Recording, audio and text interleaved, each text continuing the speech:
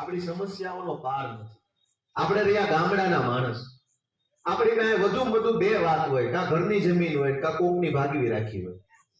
સૌથી વધુ આપણે આપણી આ વ્યવસ્થા આરે જોડાણે. પછી કોકને પાનનો ગલ્લો હોય, કોક રિક્ષા હાકે, કોક કપડા સીવે છે, કોક પાલડાઠી કરે છે, એ નાની નાની વાત થઈ.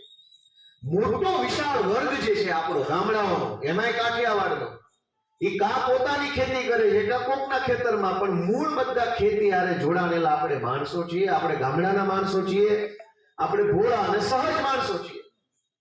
પણ આજ આ ભાજપના રાજમાં આપણી ઇજ્જત શું?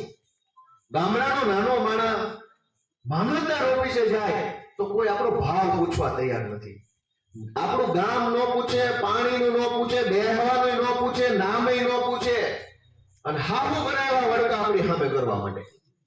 શેણા આવ્યા છો, રોજ દોડ્યા આવ્યા છો, પ્રાંતમાં જાઓ, મામલતદારમાં જાઓ, ટીડીઓમાં જાઓ, પાણી પુરવઠામાં જાઓ, વીજળી વિભાગમાં જાઓ, ક્યાંક ન કરે નારાયણ પોલીસનું કામ પડે પોલીસમાં જાઓ કે બેંકમાં જાઓ, આપણને ગામડાના માણસને ક્યાંય સારો અનુભવ નથી થતો. બધા આપણને ઓશિયાળા કરે છે.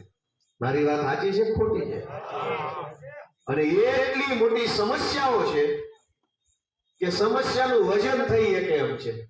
ગામડાના માણસની સમસ્યા કેટલી છે ને એનું વજન થઈ શકે એમ છે. દરેકના ઘરમાં બે બે થેલી ભરીને કાગળિયા પડ્યા છે, અને થેલીઓ લઈને ફરિયાદ કરે, અહીંયા અરજી આપું, અહીંયા અરજી આપું, પ્રાંતમાં આપું, મામલતદારમાં આપું, ટીડીઓ નાખો તો કે અમારામ નું આવે, ઓલામાં આવે, ઓલામાં કહે અમારામ નું આવે, આનામાં આવે. છેલ્લે પછી એમ કેવું પડે કે આપણે જ કોઈનામ નથી આવતા, અને ઈ માણસ નહીં આવતા હોય.